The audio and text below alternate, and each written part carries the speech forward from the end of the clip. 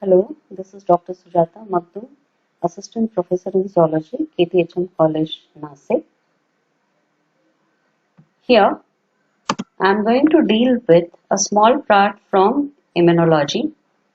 The learning objective of this video is you will understand the definition of immunology, immunity, what are the different types of immunity, how this immunity is attended because of the immune system, and we shall wind up with overview of immunology. Now let us talk about immunology. This is a branch of science which deals with study of immunity.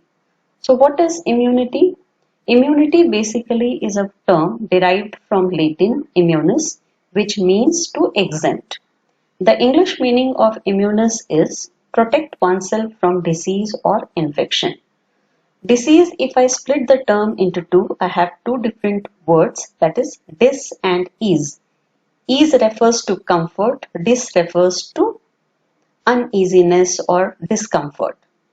Hence, whenever there is entry of any pathogen, any microbes or any artificial particles into the body of host, it causes discomfort and that leads to development of disease.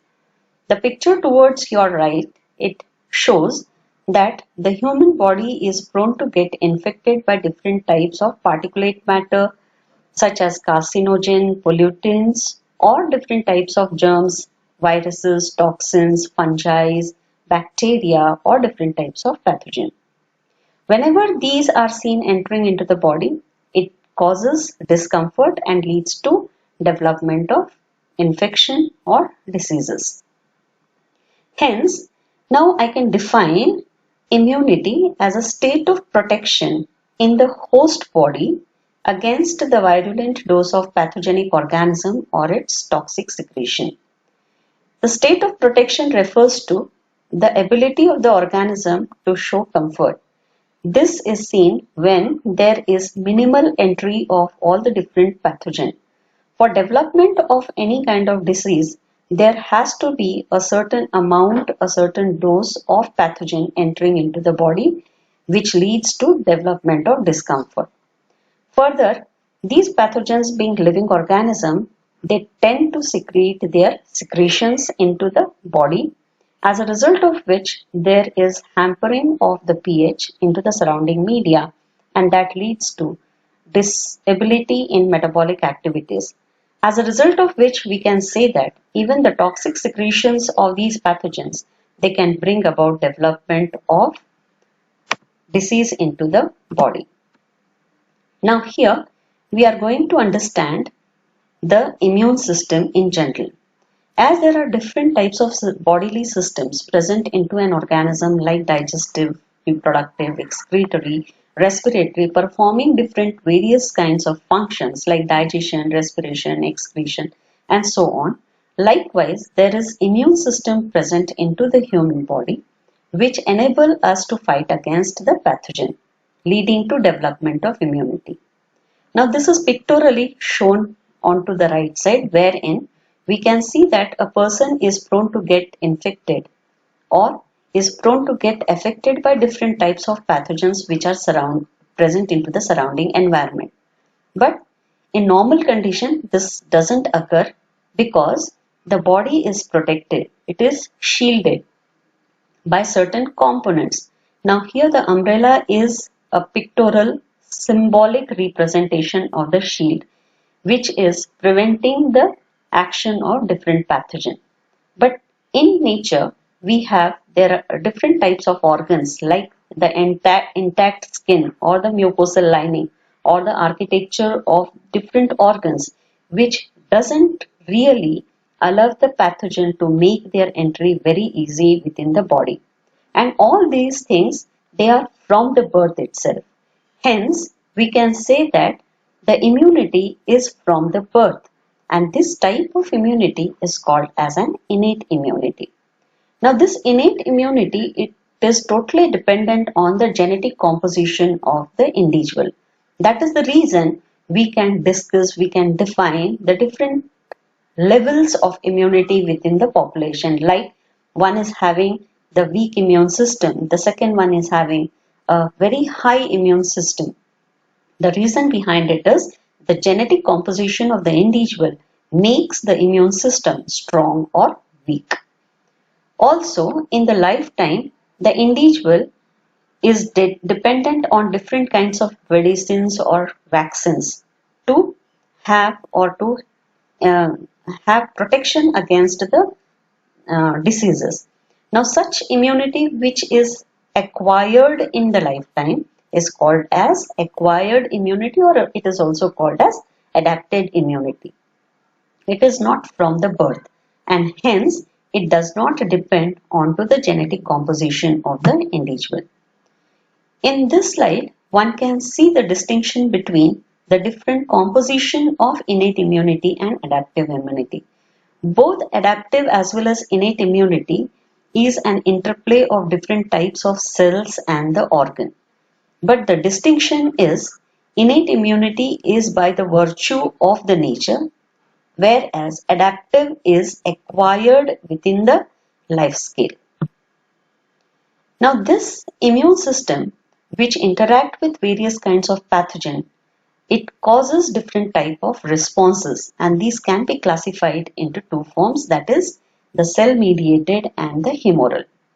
The cell mediated immunity, as the name suggests, is involvement of the bodily cells like the natural killer cells, the phagocytes, macrophages, dendritic cells, large number of lymphocyte T cells, B cells, and so on.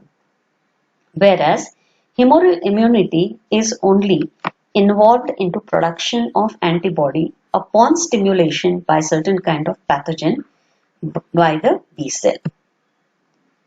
Now here we are going to have an historic overview of immunology. Actually, immunology is a subject which is based on observation, and this observation is been done from years the mankind has developed. The first written record we got from 430 BC, where Thucydides, the great historian, he talked about the plague survivors who were taking care of the sick people during the Peloponnesian War. In the same way, in 15th century, the first induced immunity came into existence, which was seen done by Chinese and Turks. Here, these people forcibly introduced the smallpox crust into the body of healthy person, either by inhaling or making the small cuts into the skin. Such introduction or artificial induction of smallpox into the healthy person is called as variolation.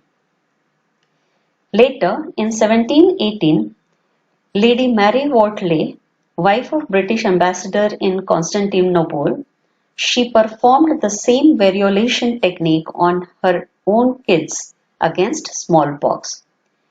In 1798, Edward Jenner noticed or observed the milkmaid who came in contact with the cowpox were very healthy and never got any infection of smallpox.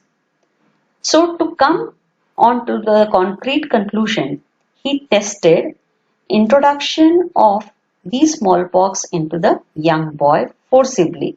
That is a kind of variolation, which is really very nice, which is really not very nice, but then it makes a sense in the course of development. Then Louis Pasteur, he contributed in inducing immunity against cholera. He worked on bacterium culture and introduced it into the fowl. He confirmed the role of cholera bacterium into the fowl, and for his experimentation, he inoculated the chicken or the fowl with the culture of cholera bacterium which he cultured into his lab. He could see that all the chickens, they were showing fertility because of development of cholera. Again, fortunately there was summer break, or you can say luckily there was summer break, and on the return he once again inoculated the same chicken with the same old culture of cholera bacteria.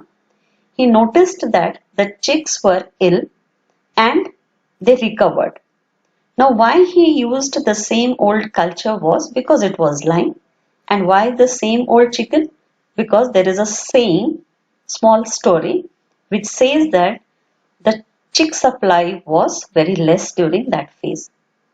And as the experiment has to be carried out, he inoculated the old culture into the same old chicken. He could observe no development of disease into these conditions. As a result of this outcome, he gave an hypothesis stating that aging had weakened the virulence of the pathogen and as such attenuated strains could be administered to impact to have an impact of protection, and such attenuated strains are defined as the vaccines. Louis Pasteur performed a very interesting experiment in Polylie-Fort village in Rossignol's farm on the sheep, where he took two groups of sheep. First group he vaccinated with the anthrax bacterium, whereas the second group was unvaccinated. Both first and second group of sheep, they were challenged with virulent culture of anthrax bacterium, and surprisingly he could see that only the first group sheep they survived, whereas the second group they showed mortality. This is the picture which is showing the act done by Louis Pasteur in Polylie-Fort village. The different insights into mechanism of immunity came into existence from 1890. Different scientists they confirmed their important role. This slide is the courtesy by Dr. T.V. Rao. From 1901 till now, 19 Nobel Prizes for immunology related research has been awarded. So friends, I hope you enjoyed the video as well as the lecture. Whatever queries are there, I shall get back to you, and in the next video I shall be discussing about in detail the structure of immune system, different organs, its anatomy and histology. Thank you. Stay home, stay safe.